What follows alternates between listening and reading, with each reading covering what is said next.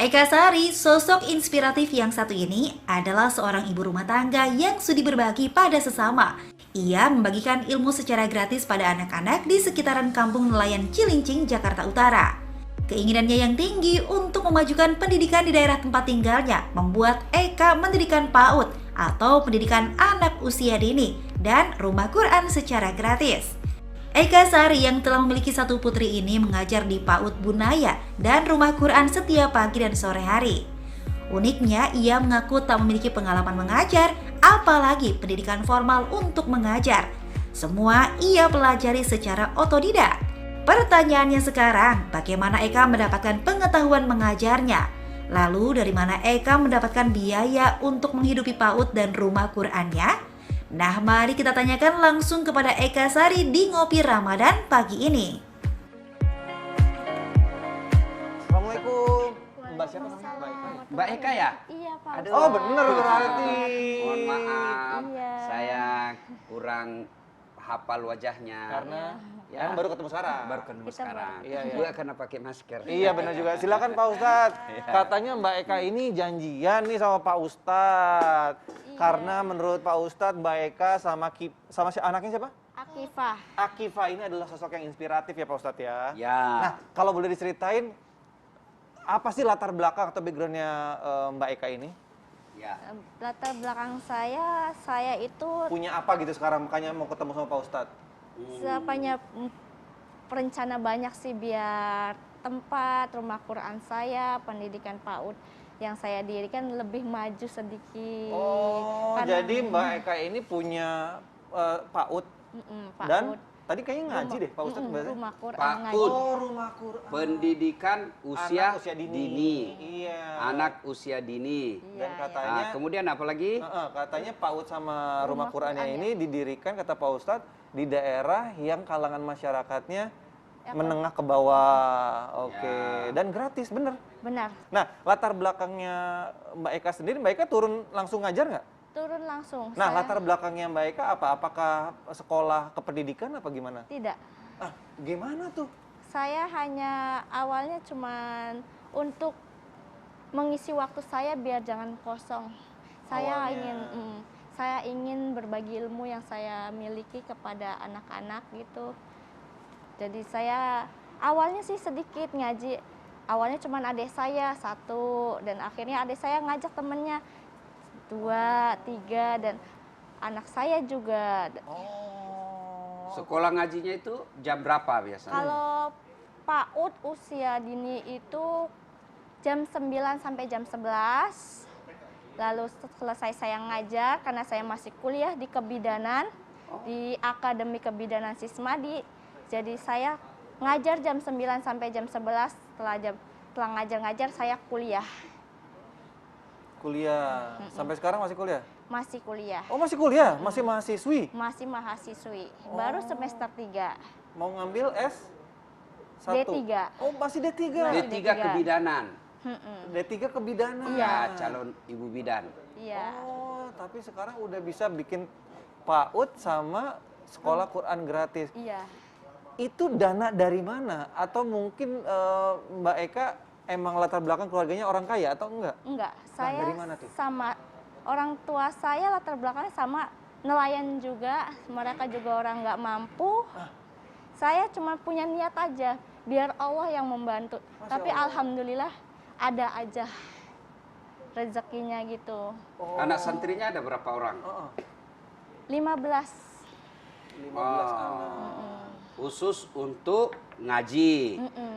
Jadi pagi hari jam 9 sampai jam 11 untuk pendidikan anak usia dini.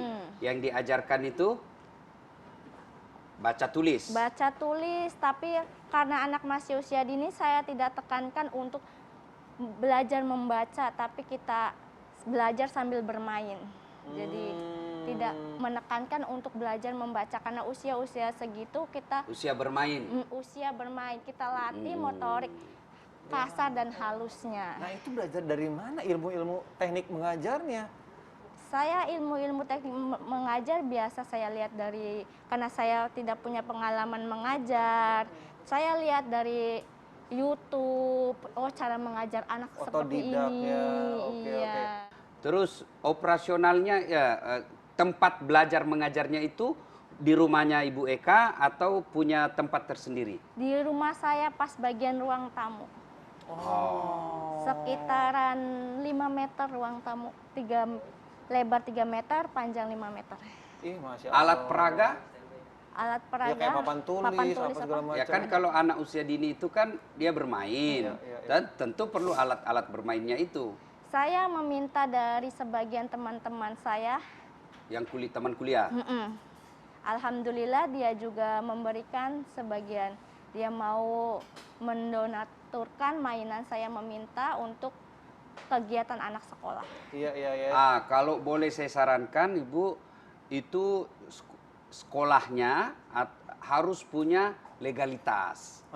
Ya, punya berupa yayasan kah? Iya. Ya, untuk apa? Satu, supaya pemerintah bisa memberi bantuan. Iya, iya, iya. Karena pemerintah kalau memberi bantuan itu harus punya lembaga resmi yang terdaftar di Kementerian Hukum dan HAM. Iya. Kemudian sebaiknya guru tidak mungkin Ibu bisa sendiri. Iya, Ya, betul. maka Ibu sebaiknya mencari sukarelawan. Iya, iya, Ya, iya. niatnya Ibu ini luar biasa. Tapi mudah-mudahan setelah tayang seperti ini dilihat orang, ada teman-teman kita, anak-anak remaja masjid, anak-anak mahasiswa yang mungkin sudah selesai ya, anak-anak sarjana Quran, ya, sarjana apalah, sarjana yang mau mengabdikan dirinya sambil nunggu kerja, Ya. dia bisa ngajar. Boleh. Karena kalau udah legal, nanti juga orang-orang yang akan menyekolahkan anak di situ akan lebih banyak, trustnya akan lebih kuat juga. Nah, yang menariknya adalah Pak Ustadz tadi bilang di awal,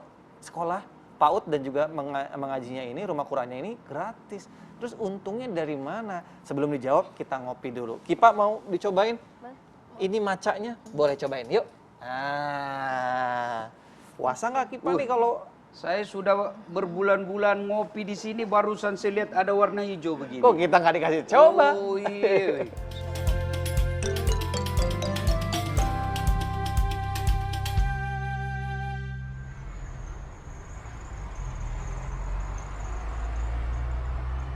Wah, berarti Pak Ustadz bener-bener nggak salah nih kali ini ngasih kenal sama saya, sama Ya. Fauzi, bawa tamunya luar biasa, bener-bener inspiratif. Jadi intinya, Ji, jadi kan orang tuh, apalagi kita nih sebagai muslim harus bersedekah. Bersedekah itu macam-macam jalannya, nggak cuma uang aja. Betul. Termasuk ilmu disedekahin. Nah, Ya.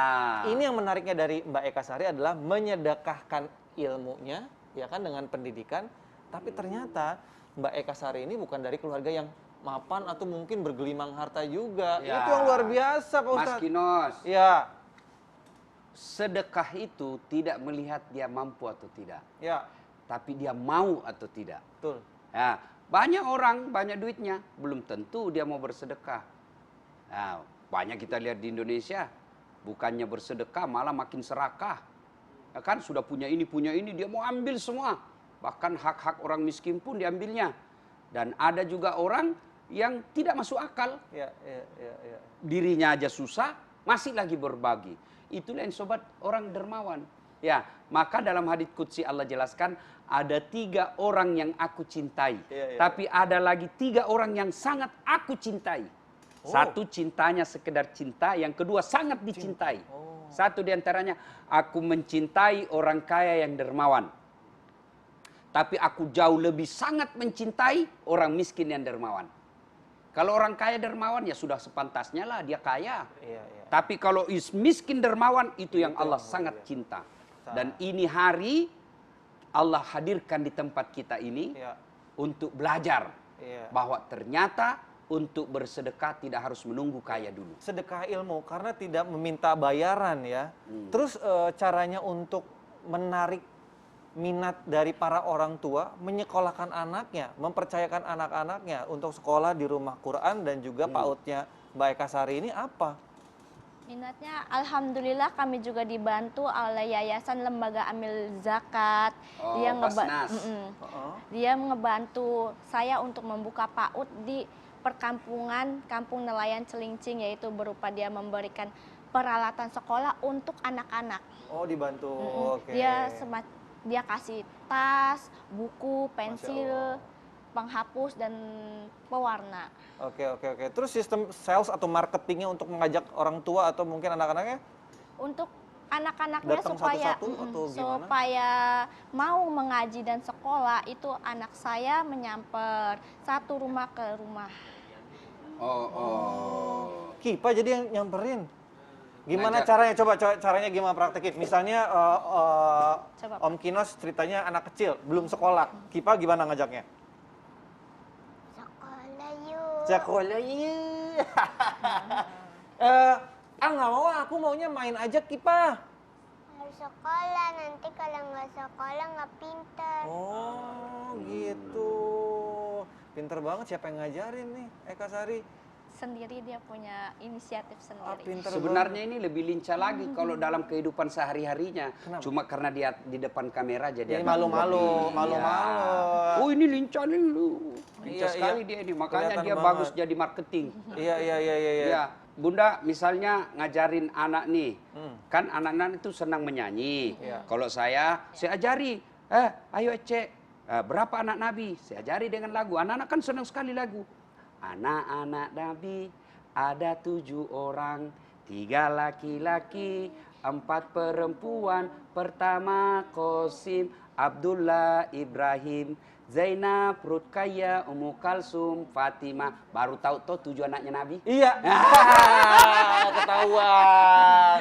Itulah sebabnya ya. perlu mengajarkan anak-anak sesuai dengan kemampuan usianya. Boleh enggak dikasih contoh bagaimana Iya, caranya? teknik Ibu teknik Eka. mengajarnya Iya, dari Mbak Eka mengajarkan, gimana nih? ya. Contoh Contohnya kita belajar menghitung dalam bahasa Arab. Yuk. pakai bahasa Arab. Bahasa Arab. Iya. Ya. nggak bisa, Ji. Bisa? Iya. Ya. Wahidun satu isnaini dua salah satun tiga arbaatun empat khomsatun lima sitatun enam sab'atun tujuh samaniyatun delapan tis'atun 9 asaro 10. Terus kita belajar mengenal anggota tubuh dalam bahasa Arab. Rosun kepala, ainun mata, anfun hidung, famun mulut, uzunun telinga, yadun tangan, rizlun kaki. Iya, Allah kok pinter banget sih Kipa. Berarti kamu sekarang kelas berapa sih Kipa? 1. Kelas 1 SD. SMP. Iya. SMP gimana baru kecil gini SMP Pak Ustadz mah suka ngelucu aja SD dong Pak Ustadz.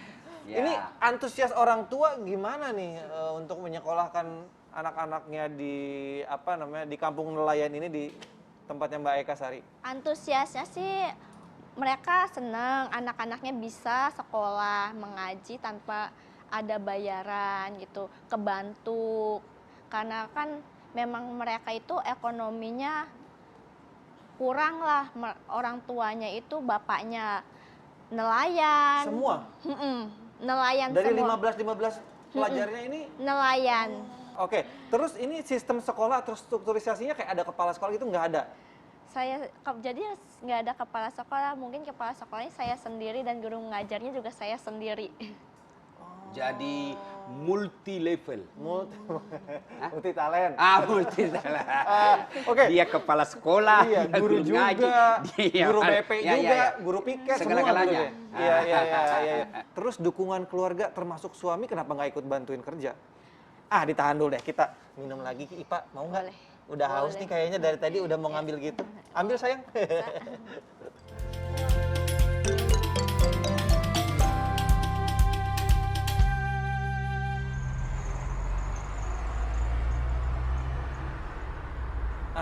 Tadi belum kejawab tuh sama Mbak Eka Sari. Gimana tuh dukungan keluarga, termasuk suami, mengetahui bahwa Mbak Eka Sari ini membuat PAUD sekolah Quran tapi gratis, nggak menerima apapun, termasuk benefit. Gimana tuh? Keluarga saya, orang tua saya, dan suami juga ikut dukung karena itu juga hal sesuatu yang baik. Jadi mereka dukung dan support. Emang profesi suami apa? Sama nelayan. Oh nelayan juga, Masya Allah, luar biasa. Ibu Eka ini saya lihat anak sudah usia kelas 2. Ibunya juga saya lihat masih muda. Nikah usia berapa? Nikah usia muda saya. Salah satu contoh bahwa nikah usia muda itu bukanlah sesuatu menghalangi cita-cita kita.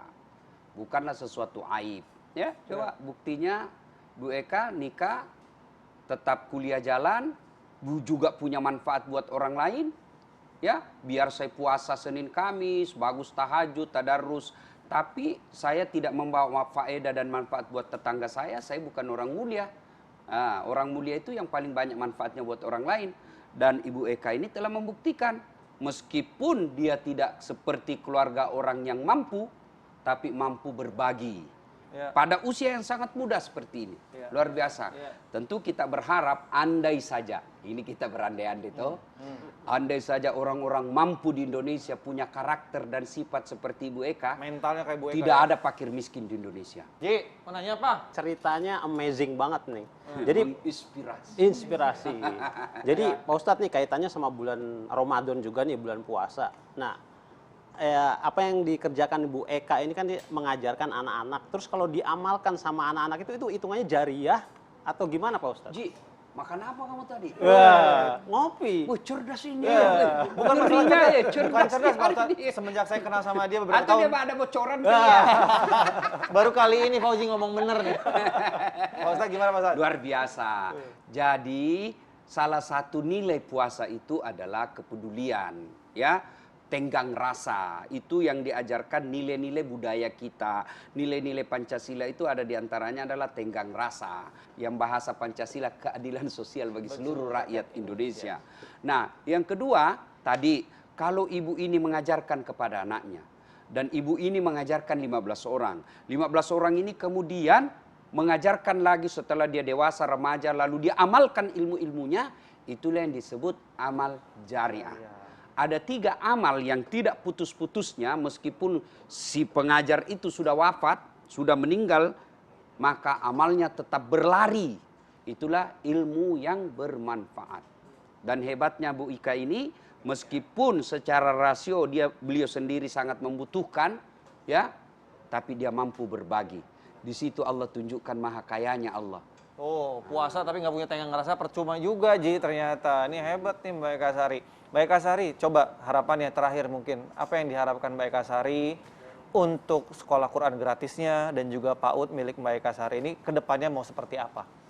Harapan saya sih ke depannya ya, saya ingin memajukan PAUD dan rumah Quran, cara pembelajarannya lebih maju. Karena di rumah Quran saya hanya ajarkan tentang cara menulis Arab, menyambung Arab, hafalan surat-surat pendek. Nah, kedepannya saya itu pengen ada kegiatan lain yaitu seperti hadro. Cuman karena saya belum ada uang buat beli alat-alatnya karena lumayan mahal ya hadro itu. Nah, itu. Nah, Untuk fasilitas ya mudah-mudahan untuk fasilitas lebih kedepannya lebih lengkap buat anak-anak rumah Quran sama PAUD juga.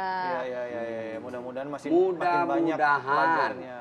ada yang nonton anggota DPR dari dapilnya Ibu Eka.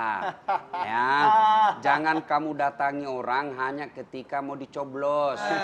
Itu Ya, ini ada. Mudah-mudahan Iya. ya. Tapi Bu Eka ini luar biasa telah menginspirasi dan menjadi sindiran buat kita.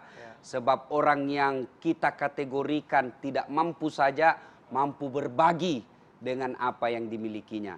Saudaraku, kalau Anda hanya punya ilmu, bagilah ilmumu untuk sebangsa dan setanah airmu.